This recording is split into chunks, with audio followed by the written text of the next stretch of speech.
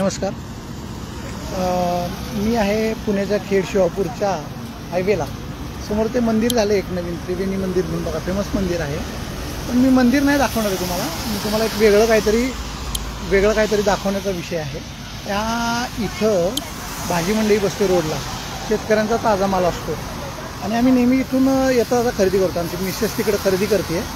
तर विषय असा आहे की इथे एक ताई आहे बघा, मृदुला नावाची. मी तिला नाव विचारलं आत्ता आणि तिने MBA केलेलं आहे. म्हणजे MBA करते ती MBA आणि भाजी विकते. गेली 2-3 वर्ष झालं विकते.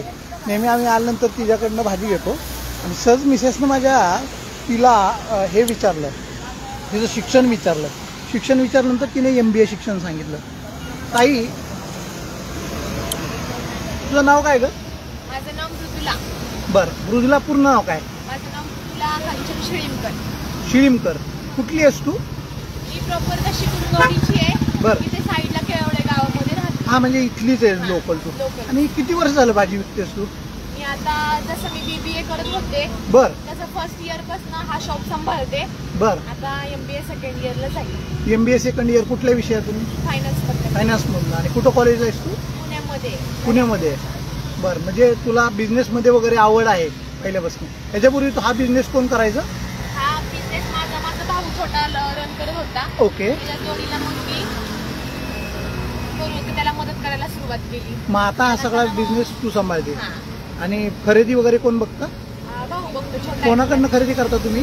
हा लोकल मार्केटचा सगळा शेतकऱ्यांचा बाजार असतो. म्हणजे शेतकऱ्यांमधनं शेतकरी जो पिकवतो भाजीपाला, बरं. त्यांच्याकडून तो गोळा करायचा. बरं. आणि मग तो गोळा करून इकडे आणून आपण मग विकायचं. विकतो.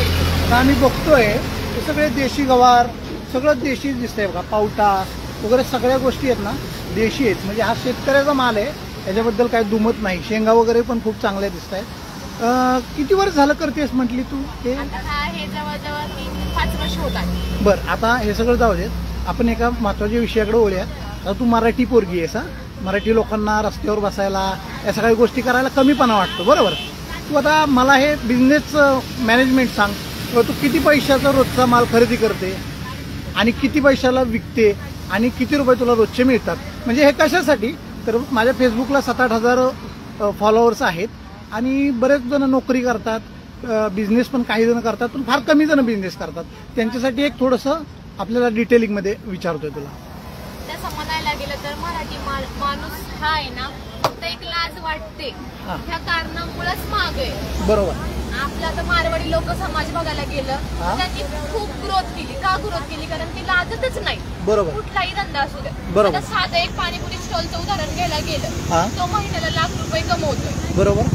आणि साधा आपण एवढं शिकतोय आणि डिग्री घेतोय, एका साध्या कंपनीमध्ये म्हणा कुठेतरी जॉब करतोय आणि फ्रेशर्स लोकांना फक्त 15,000 पर्यंत आपण ते पेमेंट कमवतोय. बरोबर. पण ते कुठेतरी नाही का थोडंसं लॉजिक लावून, साधा माझा भाजीचा स्टॉल आहे, मी 30-35 हजार रुपये डेली त्याची इन्व्हेस्टमेंट करते. 30,000 रुपये तू इन्व्हेस्ट करते रोजचे? किती होतात ग ताई? म्हणजे खरं सांग, काय किती होतात पैसे? त्याच्यामधनं मला कमीत कमी 8-9 हजार रुपये प्रॉफिट ह्याच्यामधनं रोजचा होतो. म्हणजे 8,000 रुपये रोजचा प्रॉफिट. बर.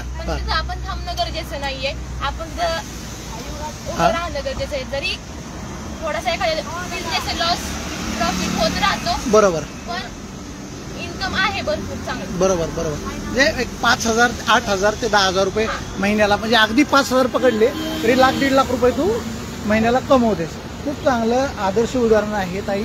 आणि विशेष कौतुक तुझं काय वाटतंय की तू MBA केलेलं आहे. कस्टमर येतात बरेच तुझे, मला वाटते कस्टमर फिक्स झाले असतील. कस्टमर फक्त आपल्याकडं आपल्या दुकानाच्या मालाची क्वालिटी, क्वांटिटी आणि महत्वाची गोष्ट म्हणजे जो कनेक्शन जो कस्टमर सोबत केलेला आहे, त्यामुळं 80-90% कस्टमर हे फिक्स झाले. Very nice. हायवेला आलं मला भेटल्याशिवाय जाणारच नाही. बरं, आता पुढे जाऊन काय करायचं डोक्यात? MBA झाल्यानंतर काय करायचं? आता साधारणतः ती एक डिग्री माझ्याकडे असावी. मी एज्युकेटेड आहे. ओके. वेल एज्युकेटेड असण्यासाठी एक डिग्री माझ्याकडे असावी. त्यामुळे मी ते खरं तर शिकते असं बोललं तरी हरकत नाही. बरं, समजा MBA झालीस तू आणि तुला एक 3 लाख रुपये पगार, 4 लाख रुपये पगार महिन्याला असा जॉब मिळाला, तर तू जॉब करणार का बिझनेसच करणार? किंवा अजून चांगला बिझनेस, अजून काय? कसं पॅकेज जर मला भेटतंय तर हा बिझनेस कुठेतरी माझा मागं राहतोय आणि ते पॅकेज कुठेतरी पुढे जाते, तर मी त्याचा विचार करणं गरजेचं आहे. परंतु हा बिझनेस मी बंद करणार नाही, हा माझा रन राहील, पण ते माझे घरचे करतील. पण ह्याच्यावरती तुझं लक्ष राहील. पण कसं होतं आता पॅकेजमध्ये तुला टार्गेट असते, प्रेशर असते, सगळं असते. आता ही तर तू मनाची मालक आहेस, बरोबर ना?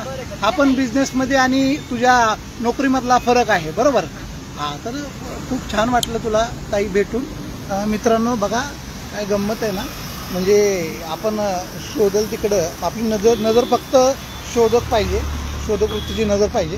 हे सगळे असे बरेच लोक बसतात गावठी भाजीपाला घेऊन. आणि ह्याच्यामध्ये ही मृदुला नावाची जी मुलगी आहे, मृदुला नावाच्या मुलगीकडे बरेच कस्टमर असतात आणि खूप चांगल्या पद्धतीने ती कस्टमरशी बोलते. तिच्या बोलण्यावरनं वाटलं की ती शिकलेली असावी, म्हणून तिला तिचं शिक्षण विचारल्यानंतर तिनं जसं MBAला आहे म्हणल्यावरती थोडं आश्चर्यचकित झालो आणि मनापासून हा व्हिडिओ फेसबुकवरती लाईव्ह करावा वाटला. तर ठीक आहे मॅडम, ठीक आहे. आज थँक्यू मृदुला. आणि अशाच पद्धतीनं आपण पुढं कधी काय भेटलं तर लाईव्ह नक्की येऊ. वेगळं काहीतरी असलं तरी फेसबुकवरती टाकण्याचा प्रयत्न करू. Thank you very much.